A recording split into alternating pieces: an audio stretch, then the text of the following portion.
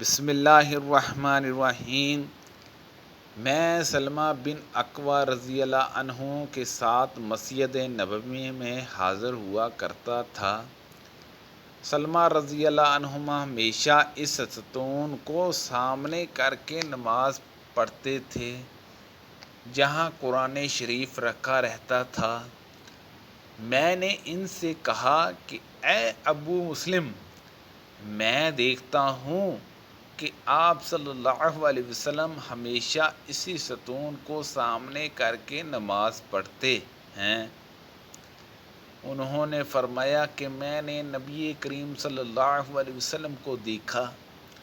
آپ صلی اللہ علیہ وسلم خاص طور سے اسی ستون کو سامنے کر کے نماز پڑھا کرتے تھے۔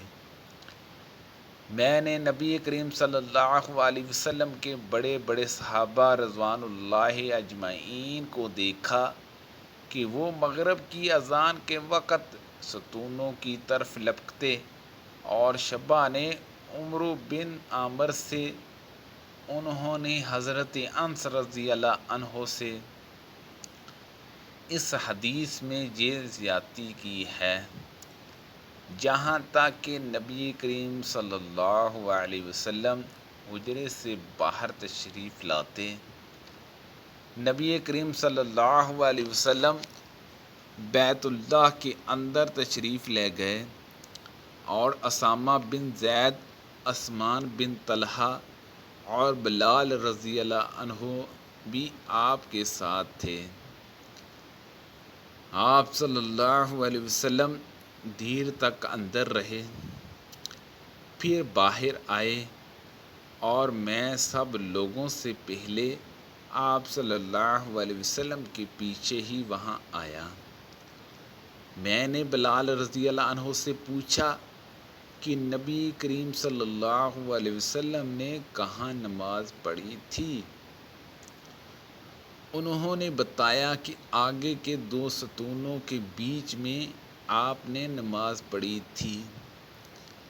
ان حضرت صلی اللہ علیہ وسلم کعبے کے اندر تشریف لے گئے، اور اسامہ بن زید، بلال اور عثمان بن طلحہ حجبی بھی آپ صلی اللہ علیہ وسلم کے ساتھ تھے۔ پھر عثمان رضی اللہ عنہ نے کعبے کا دروازہ بند کر دیا، اور آپ صلی اللہ علیہ وسلم اس میں ٹھہرے رہے۔ جب آپ صلی اللہ علیہ وسلم باہر نکلے تو میں نے بلال رضی اللہ عنہ سے پوچھا کہ نبی کریم صلی اللہ علیہ وسلم نے اندر کیا کیا؟ انہوں نے کہا کہ آپ صلی اللہ علیہ وسلم نے ایک ستون کو تو بائیں طرف چھوڑا، اور ایک کو دائیں طرف، اور تین کو پیچھے۔ اور اس زمانے میں خانہ کعبہ میں 6 ستون تھے۔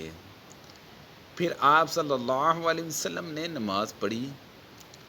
امام بخاری رحمۃ اللہ علیہ نے کہا کہ ہم سے اسماعیل بن ابی ادریس نے کہا، وہ کہتے ہیں کہ مجھ سے امام مالک نے یہ حدیث یوں ہی بیان کی کہ آپ صلی اللہ علیہ وسلم نے اپنے دائیں طرف 2 ستون چھوڑے تھے۔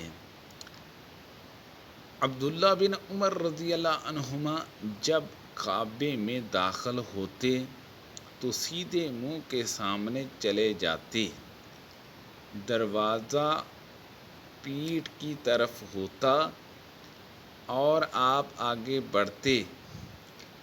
جب ان کے اور سامنے کی دیوار کا فاصلہ قریباً 3 ہاتھ کے رہ جاتا تو نماز پڑھتے۔